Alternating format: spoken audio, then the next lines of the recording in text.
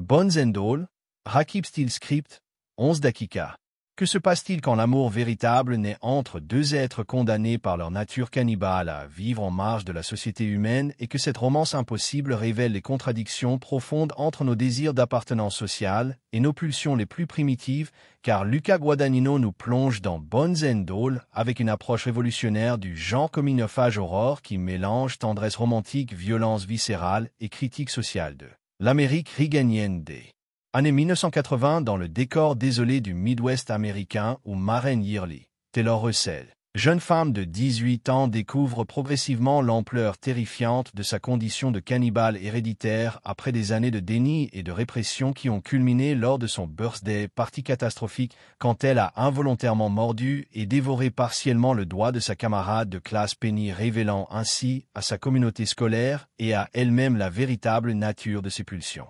alimentaire qui dépasse les simples troubles du comportement alimentaire pour entrer dans le territoire du surnaturel pathologique, et cette révélation traumatisante force son père Frank, André Holland, à abandonner définitivement sa fille car il ne peut plus supporter le fardeau émotionnel et financier de déménager constamment pour échapper aux conséquences des épisodes cannibales de Maren, et cette trahison parentale laisse Maren complètement isolée face à une condition qu'elle ne comprend pas et ne peut pas contrôler. Lee, Timothée Chalamet, jeune homme de 20 ans partageant la même affliction cannibale, devient le compagnon de route et l'intérêt romantique de Maren quand leurs chemins se croisent dans l'Ohio rural, et leur rencontre révèle immédiatement une reconnaissance mutuelle qui transcende les mots car ils partagent non seulement la même condition physiologique mais aussi l'expérience commune de l'ostracisme social et de la culpabilité existentielle qui accompagne leur nature prédatrice. Ellie, contrairement à Maren, a développé une acceptation pragmatique de sa condition car il a grandi dans un environnement familial où la violence et la dysfonction étaient normalisées, ce qui lui a permis d'intégrer plus facilement ses pulsions cannibales dans une Weltanschauung cohérente, bien que moralement problématique,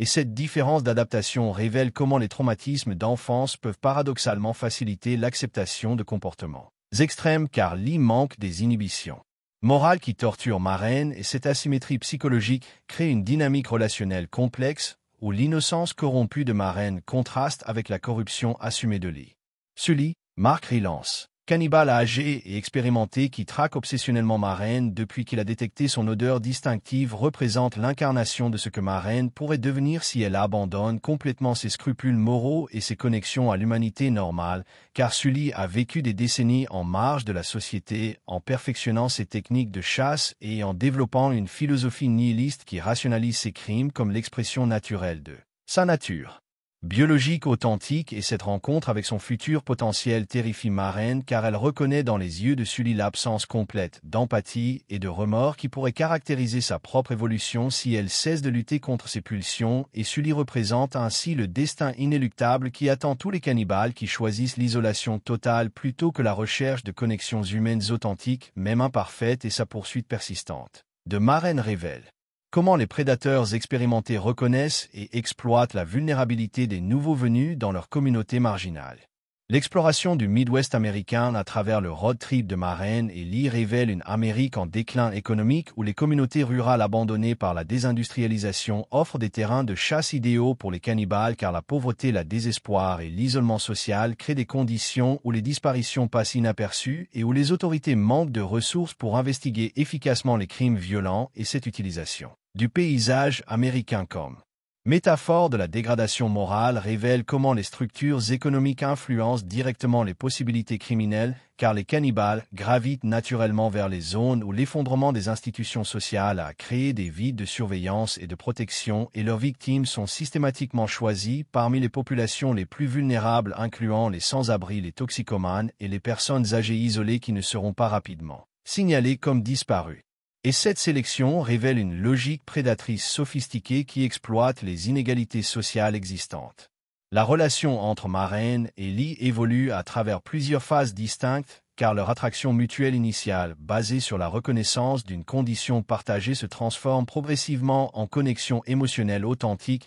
qui transcende leur nature cannibale pour révéler des besoins humains universels, d'amour, d'acceptation et de compréhension, et cette évolution sentimentale complique leur existence marginale, car l'amour véritable nécessite une vulnérabilité émotionnelle. La rencontre avec Kayla, Anna Cobb, jeune fille cannibale accompagnant son petit ami Jake, Michael Stuhlbarg, révèle la diversité des adaptations possibles à la condition cannibale, car ce couple a développé une dynamique codépendante où Jake manipule et exploite les pulsions de Kayla pour satisfaire ses propres fantasmes de domination sans jamais participer directement aux actes de cannibalisme, et cette relation toxique expose comment la condition cannibale peut être instrumentalisée par des individus non cannibales qui trouvent des façons perverses de bénéficier de la monstruosité d'autrui sans assumer les risques psychologiques ou légaux de leurs propres actions, et la tragédie de Kayla révèle comment l'isolement social des cannibales les rend particulièrement vulnérables à l'exploitation par des prédateurs conventionnels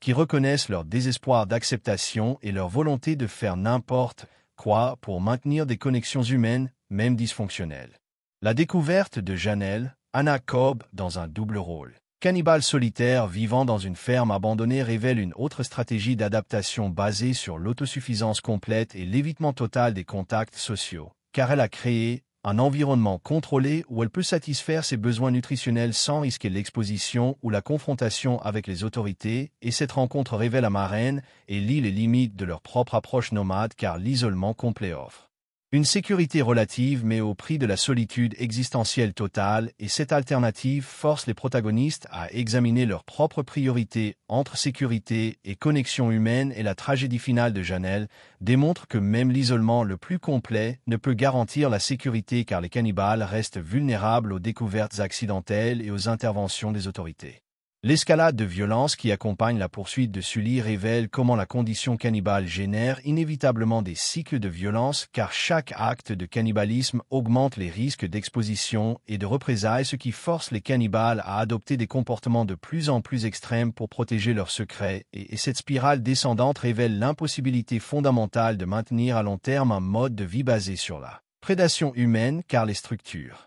sociales modernes sont conçues pour identifier et éliminer de telles menaces, et la sophistication croissante des technologies de surveillance et d'investigation rend progressivement impossible la dissimulation des patterns comportementaux associés au cannibalisme en série. La révélation de l'histoire familiale de Maren à travers sa quête pour retrouver sa mère Penny, Chloé Sevigny, révèle la dimension héréditaire de la condition cannibale et expose comment les traumatismes transgénérationnels influencent l'expression de ces pulsions, car la mère de Maren a développé ses propres mécanismes d'adaptation qui incluent l'automutilation et l'isolement volontaire comme alternative au cannibalisme actif, et cette rencontre révèle que la condition cannibale ne condamne pas inévitablement à la prédation, car d'autres choix existent même s'ils impliquent des formes alternatives de souffrance et de sacrifice, et la décision finale de la mère de Maren révèle l'amour parental authentique peut motiver des choix extrêmes destinés à protéger la génération suivante même au prix de la souffrance personnelle maximale.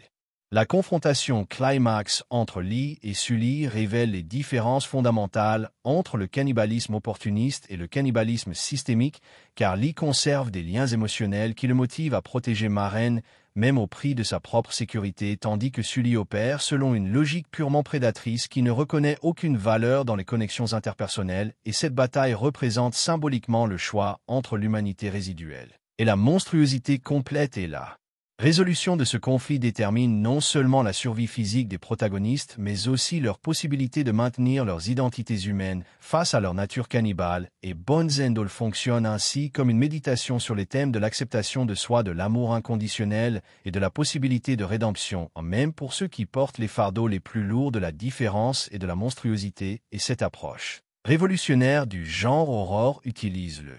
cannibalisme comme métaphore pour explorer les défis universels de l'adolescence, de l'identité sexuelle et de la recherche d'appartenance dans une société qui rejette et punit la différence.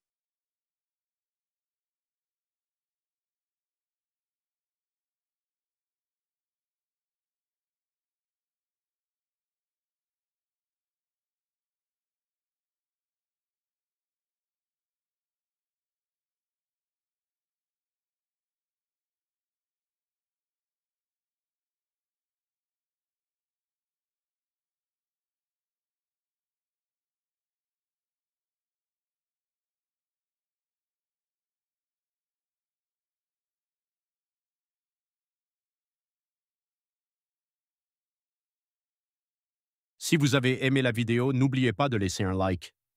Abonnez-vous et activez les notifications pour découvrir encore plus de secrets sur les films et les séries.